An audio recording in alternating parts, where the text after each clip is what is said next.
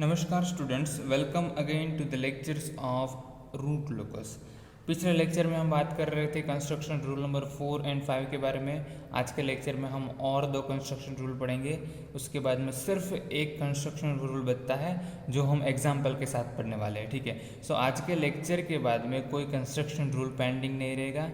So in this lecture हम क्या करेंगे, दो कंस्ट्रक्शन रूल पढ़ेंगे और उसके रिगार्डिंग एक एग्जाम्पल सॉल्व करेंगे, तो आपको ये दोनों रूल है वो बराबर समझ में आ जाएंगे। ठीक है, so let's do this construction rule number 6 जो कहता है कि द ब्रेक अवे पॉइंट और the break in point that is nothing but the point at which multiple roots of the characteristic equation occurs of the root locus are the solution of this particular equation, that is dk by ds is equal to 0.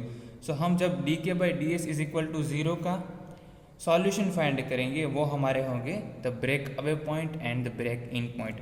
अब ये break away point और break in point actually है क्या, सबसे पहले तो वही समझना पड़ेगा।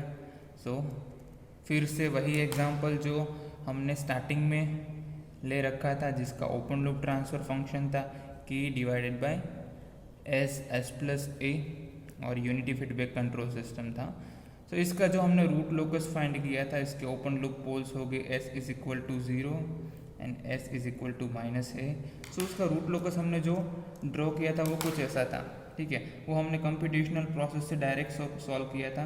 उसके लिए हमने रूट लोकस की कोई मेथड यूज़ नहीं की थी। ठीक है, सो उसका रूट लोकस कुछ ऐसा था, आपको याद होगा लास्ट लेक्चर में फिर से हमने ये डिस्कस किया था। ठीक है, ये रूट है इस डायरेक्शन में जाएगा, ये वाला रूट है उस डायरेक्शन में जाएगा। ठीक है, यहाँ पर k की वैल्यू थी k is equal to 0, open loop poles थे हमारे, और k is equal to infinity पे हमारे जो रूट लोकस है वो टर्मिनेट कर रहे थे। ठीक है, तो कुछ ऐसा रूट लोकस था, और यहाँ पर जो s की वैल्यू थी वो थी -a/2, और अगर k की वैल्यू की मैं बात करूँ तो k की वैल्यू थी -a²/4। ठीक है, इतना आपको समझ में आ गया होगा। ठीक है, ये हमने कंप्यूटेशनल प्रोसेस सॉल्व किया था, लेकिन वहाँ पर हमारे पास सिर्फ सेकंड ऑर्डर कंट्रोल सिस्टम थी तो हम वो कर सकते हैं। जब भी हमारे पास हायर ऑर्डर कंट्रोल सिस्टम होगी तो हमें कोई जनरल प्रोसीजर चाहिए हमारा रूट लोकस ड्रॉ करने के लिए। ठीक है, सो कंस्ट्रक्शन रूल नंबर 6 ये कहता है कि हमें फाइंड करना होगा break away point and break in point. ये दोनों अलग अलग चीज़ है, break away point and break in point. Away point मतलब हमारे जो रूट लोकस है, यहाँ पर आप देखते हैं ये रूट लोकस की जो ये s इज इक्वल टू 0 और s is equal to -a root है, वो इस डायरेक्शन में आगे जाएंगे। तो इस डायरेक्शन में आगे जाएंगे, कोई एक पॉइंट पे मिलेंगे और बाद में वो टर्मिनेट कर जाएंगे इन्फिनिटी पर। लेकिन ये वाला पॉइंट कौन सा रहेगा वो हमें फाइंड करना है। अब ये हमें डायरेक्टली वहाँ पर मिल गया था कि वो वाला पॉइंट है वो s is equal to -a/2 है। ठीक है, लेकिन जब भी हमारे पास हायर ऑर्डर कंट्रोल सिस्टम होगी उसमें ये हम डायरेक्टली इजीली फाइंड नहीं कर सकते। ठीक है, सो वो कैसे फाइंड करेंगे, we have to solve this equation that is dk by ds is equal to 0। उस पॉइंट पे हमें जो भी सॉल्यूशन मिल रहा है, जो भी s की वैल्यू मिल रही है, वो हमें क्या देंगे, ये ब्रेक अवे पॉइंट। इसका मतलब है ये दोनों रूट यहाँ पर मिल रहे हैं और वहाँ से अवे जा रहे हैं। ठीक है, so that is break away point. जब ब्रेक इन पॉइंट की बात कर रहा हूँ उसका मतलब है कोई पॉइंट से अलग जा रहे हैं और किसी पॉइंट पे फिर से वो रूट लोकस पे लैंड हो रहे हैं। ठीक है, ऐसा भी एग्जांपल आएगा तब भी हम डिस्कस करेंगे what is break away point and break in point. लेकिन प्रोसीजर कुछ नहीं है, हमें फाइंड करना है रूट लोकस रूट्स जिसकी वैल्यू हमें देंगे वो ब्रेक अवे पॉइंट भी हो सकता है या फिर ब्रेक इन पॉइंट भी हो सकता है। It will depends on your example. ठीक है, अब पर्टिकुलर इस एग्जाम्पल के बारे में बात करें, हमें पता है कि -a/2 ये है, लेकिन फिर से सॉल्व करते हैं, देखते हैं -a/2 आता है कि नहीं। ठीक है, सो dk लेट से हमारा जो कैरेक्टरिस्टिक्स इक्वेशन था वो कुछ ऐसा था, gs into hs is equal to 0। ठीक है, तो जब भी हम रूट लोकस की बात करते हैं तब हम क्या करते हैं, ये कैरेक्टरिस्टिक्स इक्वेशन है उसको हम प्रूव करते हैं। ठीक है, हमारा जो कोई भी पॉइंट है वो कैरेक्टरिस्टिक्स इक्वेशन है उसको जो सॉल्व करता है तो हम बोलते हैं कि वो हमारा पॉइंट रूट लोकस पे लाई करेगा। हमारा एंगल और मैग्नीट्यूड कंडीशन और भी कुछ नहीं है। तो root locus it is not a complex procedure. ठीक है, वो कॉम्प्लेक्स प्रोसीजर नहीं है। हम सॉल्यूशन फाइंड करता है कि वो हमारा रूट लोकस का पॉइंट है, ये वाला हमारा कैरेक्टरिस्टिक्स इक्वेशन है, उसको डिफाइन करेगा। ठीक है, अब ये कंडीशन को सेटिस्फाई करेगा तो वो पॉइंट हमारा रूट लोकस का पार्ट होगा। So don't get into the complex part of root locus. Okay, this is all about root locus, the characteristics equation. So यहाँ पर हम क्या फाइंड करना है, dk/ds इज इक्वल टू 0। सो हमें k की वैल्यू चाहिए। ठीक है, सो सबसे पहले तो gs into H S is equal to 0 की ये वैल्यू मैं अगर पुट कर दूँ तो मुझे मिलेगा k divided by S plus A is equal to 0। ठीक है, अब हमारे पास ये इक्वेशन है, इसको मैं सॉल्व कर देता हूँ। S square plus a S plus के इज इक्वल टू 0। सो ये हमारा कैरेक्टरिस्टिक्स इक्वेशन हो गया, और इसमें से अगर मैं के की वैल्यू निकालूँ तो मुझे मिलेगा minus of a square plus a s. ठीक है, अब हमें क्या करना है, we have to find the take the differentiation of k with respect to s. So d k by d s की अगर मैं वैल्यू फाइंड करूँ यहाँ से, गुड, इसको मैं माइनस ए स्क्वेयर और माइनस ए एस भी लिख सकता हूँ। ठीक है, सो इसका differentiation with respect to s क्या आएगा, -2s, और इसका differentiation with respect to s आएगा -a। इसको इज इक्वल टू मुझे 0 करना है, क्योंकि we have to find dk/ds is equal to 0, the solution of this equation. Okay, so ये मुझे मिल रहा है, ये वाला इक्वेशन जो मुझे कहता है -2a minus S is equal to 0। So -2s is equal to a, so s is equal to -a/2। यही रूट हमें मिला था जब हमने कंप्यूटेशनल प्रोसेस से सॉल्व किया था। लेकिन ये जनरल डेफिनेशन है, ये कोई भी ऑर्डर कंट्रोल सिस्टम है, इसमें अगर आप dk/ds का सॉल्यूशन फाइंड करेंगे, वो आपके देंगे आपके ब्रेक अवे पॉइंट और आपके ब्रेक इन पॉइंट की वैल्यू। ठीक है, अब यहाँ पर तो हमें एक ही वैल्यू मिल रही है, ब्रेक अवे पॉइंट या फिर कहो ब्रेक इन पॉइंट की। ये ब्रेक अवे पॉइंट है क्योंकि ये रूट यहाँ पर मिलकर दूर जा रहे हैं, सो ये ब्रेक अवे पॉइंट हुआ, ब्रेक इन पॉइंट यहाँ पर कोई है नहीं। लेकिन कहीं कंट्रोल सिस्टम में ऐसा होगा, कोई भी आप सिस्टम को सॉल्व करेंगे सो आपको मल्टीपल मिलेंगे। सो वो सारे पॉइंट है वो रूट लोकस का पार्ट है कि नहीं, सबसे पहले तो हमें ये चेक करना पड़ेगा। अगर कोई रूट लोकस का पार्ट नहीं है सो वो हमारा ब्रेक अवे या फिर ब्रेक इन पॉइंट नहीं बन सकता। ठीक है, यहाँ पर सिर्फ एक ही मिल रहा है और वो भी रूट लोकस का पार्ट है, तो हम बोल सकते हैं ये break in point, break away point है। ठीक है, तो सबसे पहले वो कंडीशन भी आपको चेक करनी पड़ेगी। लेट से आपको यहाँ पर -a/2 के साथ में मिल रहा है -2a भी। ठीक है, तो -2a, तो आप देखेंगे इस पॉइंट की अगर मैं बात करूँ तो यहाँ पर राइट हैंड साइड पे एक ही पोल है, तो ये पूरी लाइन पे मेरा रूट लोकस लाई करेगा।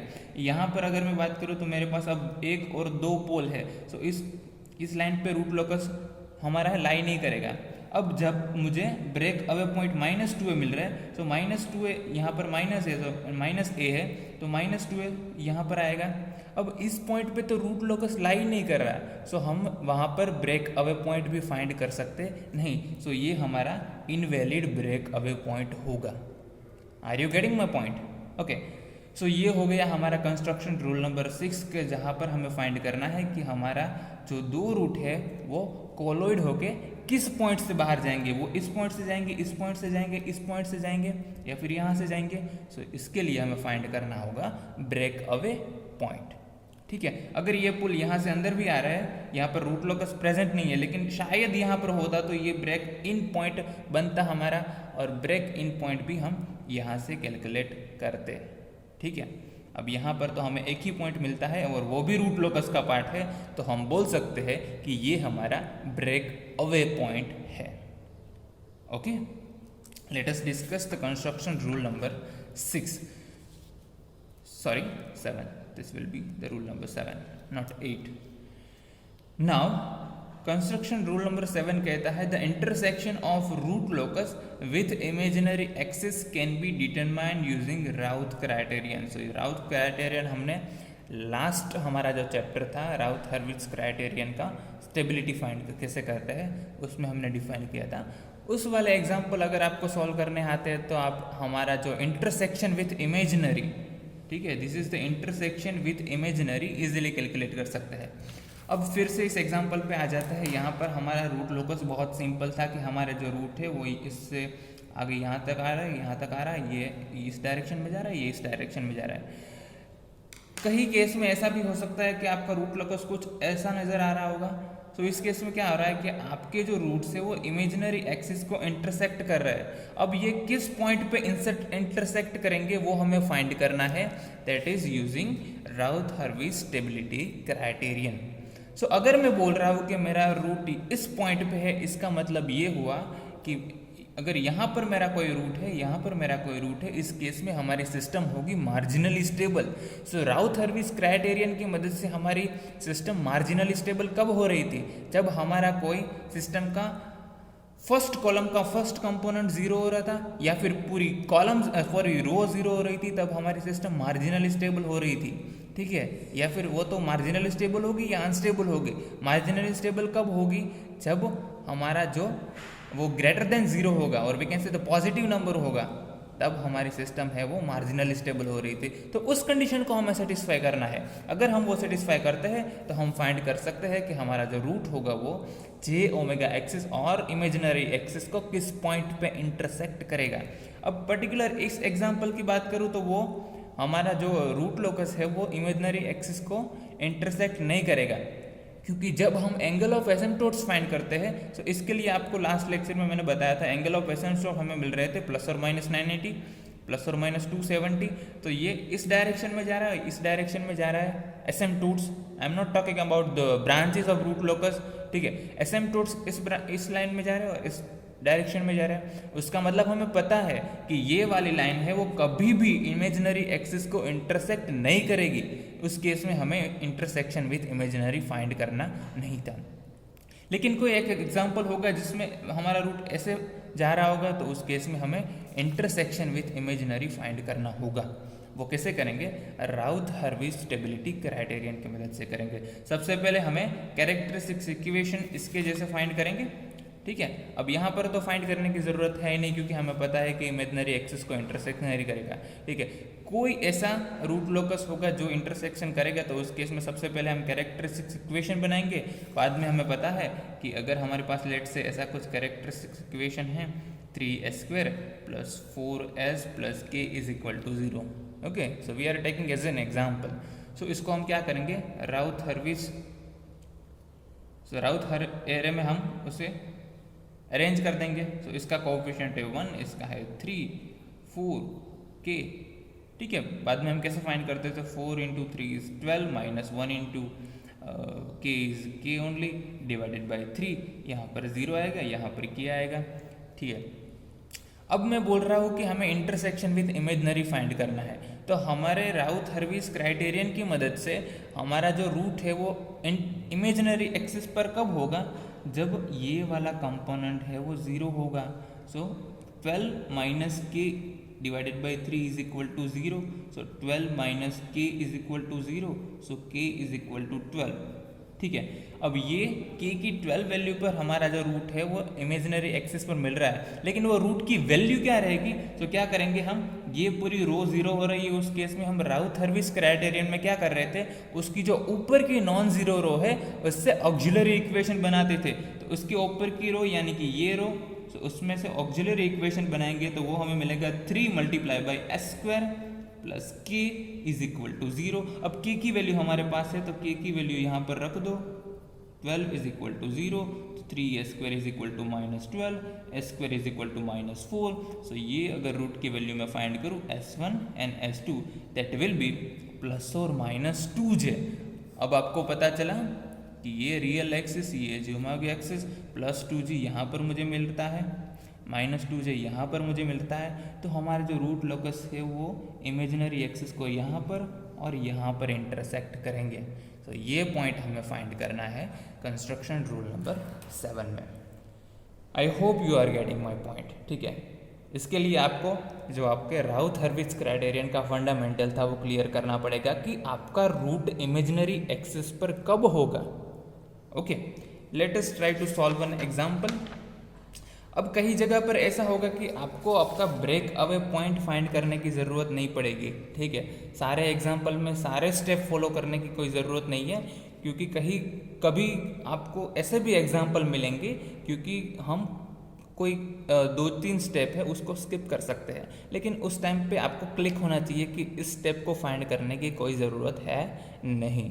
अब अगर फाइंड करते हो तो उसकी वैल्यू भी आपको मिलेगी, लेकिन उसको आप प्लॉट नहीं कर सकते। अगर मुझे सिग्मा की वैल्यू 0 मिल रही है वो मुझे देख के भी पता चल सकता है, और अगर मैं फाइंड करूँ तो भी मुझे 0 ही मिलेगी। ठीक है, तो आप करो तो भी कोई दिक्कत नहीं है, लेकिन अगर आपने प्रैक्टिस कर ली तो आपको पता चल जाएगा कि मुझे ये स्टेप फाइंड करने की यहाँ पर ज़रूरत है नहीं।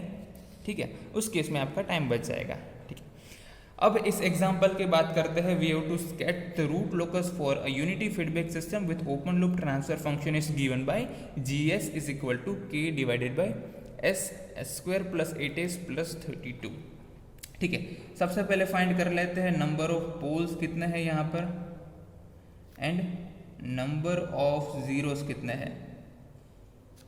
ठीक है, अब नंबर ऑफ पोल्स यहाँ पर हमारे पास 3 है, क्योंकि ये थर्ड ऑर्डर कंट्रोल सिस्टम है। S square multiply by S करेंगे तो मिलेगा। नंबर ऑफ जीरोस यहाँ पर हमारे पास है 0, कोई 0 हमारे सिस्टम में दिया नहीं है। सबसे पहले ये हो गए सिग्मा H ओमेगा। अब इसकी वैल्यू फाइंड कर लेते हैं। हमारे जो पोल है उसकी एक की वैल्यू है S1 S2 S3। सबसे पहले वैल्यू मिली है वो 0, S इज इक्वल टू 0। ये वाले रूट है, इसकी अगर मैं वैल्यू फाइंड करूँ तो मुझे मिलेगी -4 प्लस और -4j। ठीक है, आप ये इक्वेशन को सॉल्व करेंगे आपको यही वैल्यू मिलेगी, -4 प्लस और -4j। सो सबसे पहले -4 प्लस 4j -4 ये 3 रूट हमें मिल रहे हैं। ठीक है, ये हमें पोल की वैल्यू मिल गई। दूसरी चीज़, हमारे पास 0 तो है नहीं, सो 0 की यहाँ पर भी वैल्यू 0 ही आएगी। 0 की value 0, in short I am saying that number of 0 है। ठीक है, अब S इज इक्वल टू 0 यहाँ पर आएगा। लेट से S इज इक्वल टू, यहाँ पर -4 है तो यहाँ पर -4, लेट से यहाँ पर है 4j, यहाँ पर है -4j, यहाँ पर है -4, तो ये पॉइंट मिलेगा हमारा रूट जो होगा -4 प्लस 4j, और ये वाला पॉइंट होगा वो होगा -4 4j। ठीक है, तो ये हो गए हमारे एक पोल, दूसरा पोल और ये 3 पोल। ठीक है, सो ये फर्स्ट स्टेप हो गया। इसका मतलब है जब हम रूट लोकस ड्रॉ करेंगे तो हमारे पास ओपन लूप पोल कितने हैं 3, तो नंबर ऑफ ब्रांचेस भी कितनी होगी 3। ठीक है, आपके रूट लोकस की ब्रांचेस कितनी होगी 3 ब्रांचेस होगी। Root locus will be symmetrical about real axis, तो जो भी हमारा ऊपर के पार्ट में मिलेगा उसका मिरर इमेज हमें नीचे देखने को मिलेगा। ठीक है, because our root locus will be symmetrical about real axis. Second चीज हमको क्या फाइंड करनी है कि रूट लोकस है हमारा किस पोर्शन है में लाई करेगा, किस पोर्शन में लाई नहीं करेगा। यहाँ पर हमारे पास इमेजिनरी एक्सिस है, सॉरी इमेजिनरी एक्सिस पर हमारे पोल मिल रहे हैं, I mean the imaginary value is there. तो जब भी हम कौन से पोर्शन में रूट लोकस लाई करेगा उसके लिए हमें क्या करना पड़ेगा, हमारे एंगल कंडीशन सेटिस्फाई करनी पड़ेगी। लेकिन हमने जो शॉर्टकट याद रखा है उसका मतलब कोई भी पॉइंट हम ले रहे हैं तो उसके राइट हैंड साइड पे कितने पोल है और कितने जीरो है वो सिर्फ हमें काउंट करने हैं। अगर वो ऑड नंबर है उस केस में हमारा वो रूट लोकस उस पोर्शन में लाई करेगा, अदरवाइज नहीं करेगा। इमेजिनरी पोल और जीरो की वैल्यू को हम कंसिडर नहीं करेंगे क्योंकि उसके रिलेटेड जो एंगल बन रहा है वो होगा 0। ठीक है, सो यहाँ पर तो इमेजिनरी 2 पोल निकल गई है तो एक ही पोल बचा, तो इस लाइन पे मैं कहीं भी जाऊँ मेरा रूट लोकस है वो एंगल कंडीशन सेटिस्फाई करेगा। सो ये पूरी लाइन पर मेरा रूट लोकस लाई करेगा। ठीक है, तीसरी चीज़ हम क्या करेंगे, angle of asymptotes. So angle of asymptotes find करते हैं। एंगल ऑफ एसिम्पटोट्स, अब एंगल ऑफ एसिम्पटोट्स से पहले हम फाइंड कर लेते हैं नंबर ऑफ एसिम्पटोट्स कितने मिलेंगे। अब ये स्ट्रेट फॉरवर्ड है इसलिए मैंने आपको नहीं बताया, लेकिन फिर भी मैं बता देता हूँ। नंबर ऑफ एसिम्पटोट्स हमें कितने मिलेंगे, नंबर ऑफ एसिम्पटोट्स, तो आपको पता है हमारे पास कोई जीरो नहीं है इस सिस्टम में, 3 पोल है। सो नंबर ऑफ एसिम्पटोट्स हम कैसे फाइंड करते हैं, number of pole minus number of zero, so 3 minus 0 is equal to 3। ठीक है, अब नंबर ऑफ ब्रांचेस जितनी होगी उतने नंबर ऑफ एसिम्पटोट्स होंगे, इतना ज़रूरी नहीं है। लेकिन अगर आपके पास यहाँ पर 0 है उस केस में we have to subtract number of zeros, उस केस में हमारे एसिम्पटोट्स की वैल्यू घट जाएगी। ठीक है, so angle of asymptotes find करना है कि हमें पता चल गया कि भाई 3 एसिम्पटोट्स है, लेकिन उसके एंगल्स क्या है, हमारे जो 3 ब्रांचेस है वो कहाँ पर जा रहे हैं, उसके लिए हमें फाइंड करना पड़ेगा प्लस और minus 2q + 1 180 degree divided by n minus m, और we can say p minus z। Okay, तो ये वैल्यू अगर मैं q की अलग वैल्यू के लिए फाइंड करूँ तो वो मुझे मिलेगी प्लस और minus 180 divided by, here it is n minus m is 3 plus और minus 540 divided by 3 and so on. ठीक है, सो ये मुझे वैल्यू मिली वो है 60 डिग्री, ये मुझे वैल्यू मिलेगी वो होगी 180 डिग्री। ठीक है, एंड सो ऑन। तो एसिम्पटोट्स मुझे कितने मिल रहे हैं, 60 डिग्री पे एक मिल रहा है। सो यहाँ से अब मुझे पता है कि एक 60 डिग्री पे मिल रहा है, यानी इस डायरेक्शन में मिल रहा है, दूसरा -60 में मिल रहा है, तीसरा 180 डिग्री पे मिल रहा है, लेकिन वो रियल एक्सिस को किस पॉइंट पे इंटरसेक्ट करेंगे, ये पॉइंट यहाँ पर आएगा, हमारा सेंट्रोइड यहाँ पर आएगा, यहाँ पर आएगा, तो हमें सेंट्रोइड फाइंड करना पड़ेगा कि ये जो एसिम्पटोट्स हमें मिल रहे हैं वो रियल एक्सिस को किस पॉइंट पे इंटरसेक्ट करेंगे। So sigma is nothing but real part of pole, अब real part of pole minus real part of zeros divided by n minus m। अब रियल पार्ट ऑफ पोल हमारे पास एक है 0, एक है -4, दूसरा भी -4 ही है। ठीक है, सिर्फ रियल पार्ट को कंसिडर करेंगे, इमेजिनरी पार्ट को हमें नहीं फाइंड करना है। जीरोस हमारे पास जीरोस है, n माइनस m की वैल्यू हमारे पास 3 है। सो हमारे सेंट्रोइड की वैल्यू हमें यहाँ पर मिल रही है वो है -8/3। ओके, लास्ट एग्जाम्पल हमने सोल्व किया था, वहाँ पर हमें सेंट्रोइड की वैल्यू 0 मिल रही थी, लेकिन यहाँ पर मिल रही है वो है -8/3। सो लेट्स से यहाँ पर 0 है, so somewhere around here we are getting sigma that is -8/3। Are you getting my point? Okay, यहाँ से हम ड्रॉ करेंगे हमारे angles of asymptote that is +60, so that will be in this direction. Okay, let's say 60 degree, -60 and 180। सो ये हमारे 3 एसिम्पटोट्स है। इसका मतलब हमारी जो नंबर ऑफ 3 ब्रांचेस है वो इस डायरेक्शन में टर्मिनेट करेगी। अब यही लाइन हमारा रूट लोकस नहीं है, हमें सिर्फ ये गाइड करती है कि हमारा रूट लोकस है वही ये डायरेक्शन में जाएगा। ठीक है, अब बात करते हैं आज के लेक्चर में हमने जो रूल पढ़े इसके बारे में। अब यहाँ से स्ट्रेट फॉरवर्ड है कि आपका ये वाला जो रूट है वो किस डायरेक्शन में जाएगा, इसके पास कोई और पॉसिबिलिटी नहीं है। तो ये वाला रूट इसी डायरेक्शन में जाएगा, तो एक ब्रांच आपको इजीली मिल जाएगी, वो होगी ये ब्रांच। ठीक है, ये आपका इस रूट का रूट लोकस हो गया, क्योंकि वो अगर किसी और जगह जा ही नहीं सकता।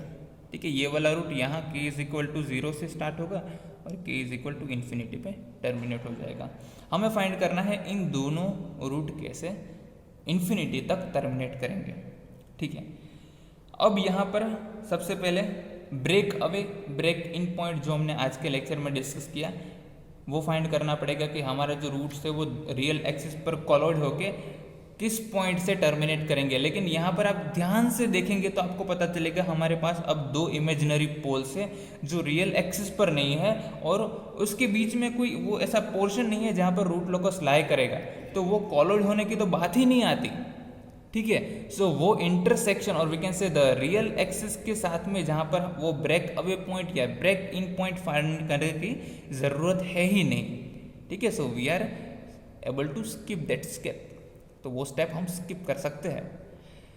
सेकेंड थिंग क्या फाइंड करनी पड़ेगी, अब हमें पता है ये देखो आप एसिम्पटोट्स को इस डायरेक्शन में जा रहा है, ये वाला एसिम्पटोट्स भी इस डायरेक्शन में जा रहा है, ये इंटरसेक्शन कर रहा है, इसका मतलब इसका रूट लोकस हम ड्रॉ करेंगे तो वो भी कहीं ना कहीं हमारी जो इमेजिनरी एक्सिस है उसको इंटरसेक्ट करेंगे। लेकिन वो वाला पॉइंट कौन सा होगा ये हमें फाइंड करना है। सो वो कौन से पॉइंट पे इंटरसेक्ट करेंगे उसके लिए हम फाइंड करेंगे इंटरसेक्शन विद इमेजिनरी एक्सिस। तो सबसे पहले हमारे पास क्या करना पड़ेगा, intersection with imaginary axis find करने के लिए हमें राउथ-हर्विज क्राइटेरियन है उससे फाइंड करना पड़ेगा। सो सबसे पहले कैरेक्टरिस्टिक्स इक्वेशन लिखना पड़ेगा। अब यहाँ पर हमें बोला है यूनिटी फीडबैक कंट्रोल सिस्टम है तो एच ऑफ एस की वैल्यू तो 1 हो गई। So 1 + k divided by s s² 8s + 32 is equal to 0, यही आएगा। ठीक है, 1 plus G S is equal to 0 करेंगे तो आपको ये मिलेगा। अब इसको थोड़ा मैं सिंप्लीफाई कर देता हूँ तो ये आएगा S cube plus 8s square plus 32s plus के इज इक्वल टू 0। ये आ गया हमें कैरेक्टरिस्टिक्स इक्वेशन।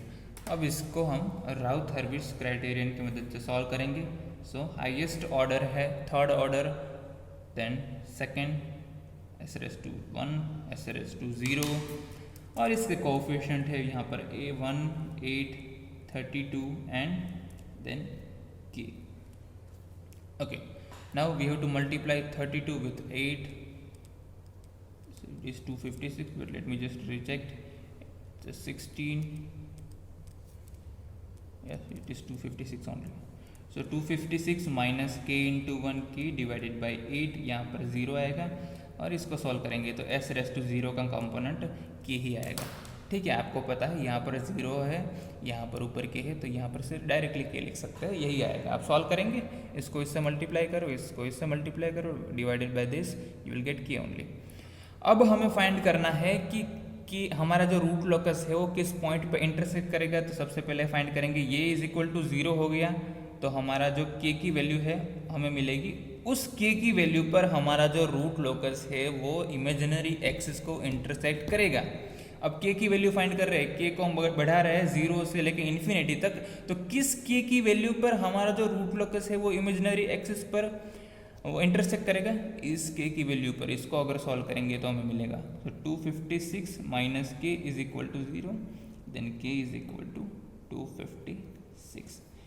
सो k की अगर हम वैल्यू बढ़ा रहे हैं, यहाँ पर k की वैल्यू है k इज इक्वल टू 0, ये भी k इज इक्वल टू 0 का पॉइंट है, ये k इज इक्वल टू 0 का। अब k की वैल्यू अगर हम बढ़ा रहे हैं 0 1 2 3 4 5 6, जब 256 आएगा तब इस पॉइंट पर होगा, मतलब इमेजिनरी एक्सिस पर कहीं भी होगा। ठीक है, अब मुझे मिल गया है कि k is equal to 256 value पर ये मिलेगा, लेकिन वो यहाँ पर किस पॉइंट पे होगा, इसके लिए क्या करना पड़ेगा हमें, इसमें ऑक्सिलरी इक्वेशन बनाएंगे। इसकी जो नॉन जीरो रो है उसको लेकर, वो है 8s square plus k is equal to 0। So k की वैल्यू अब हमारे पास है, उसको पुट कर दो, 256 is equal to 0, so we can write 8s square is equal to minus 256, so s square is equal to minus 256 divided by 8। ठीक है, अब इसको सॉल्व करो और इसकी दो वैल्यू आपको मिलेगी, s1 plus s2, that will B, let's say it is plus और माइनस ईच। ठीक है, अब a की वैल्यू कैलकुलेट करनी पड़ेगी आपको इसको डिराइव करके। लेट्स से वो वैल्यू है यहाँ पर इसको मैं अब निकाल देता हूँ, ये है हमारी प्लस ए जे वैल्यू, ये है हमारी माइनस ए जे वैल्यू। ठीक है, a is nothing but 256 divided by 8। अब मुझे पता चल गया है कि हमारा जो ये रूट है वो इस पॉइंट पे हमारी इमेजिनरी एक्सिस को इंटरसेक्ट कर रहा है। ठीक है, अब हमें पता है कि ये वाला रूट बढ़ कर कहाँ तक जाएगा, यहाँ तक, और बाद में ये किसी इन्फिनिटी डिस्टेंस पर ये एसिम्प्टोट से डायरेक्शन ये वाली लाइन को मिल जाएगा, लेकिन कौन से डिस्टेंस पे, इन्फिनिटी डिस्टेंस पे। सो इसका अगर मैं ड्रॉ करूँ तो कुछ ऐसा बनेगा,